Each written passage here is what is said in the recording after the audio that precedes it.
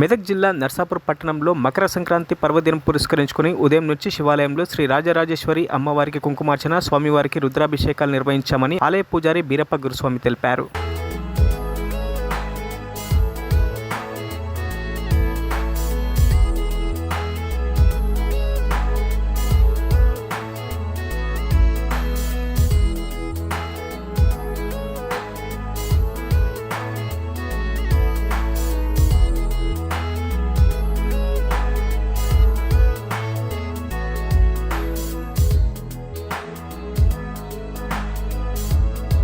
మకర సంక్రాంతి పర్వదిన శుభాకాంక్షలు అందరికీ కూడా.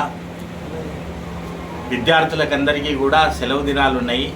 జాగ్రత్తగా పతంగీలు ఎగరేయడం అనేది చూసుకోండి. మన సాంప్రదాయ పద్ధతిలో పండుగలను జరుపుకోవడం అనేది మంచిది.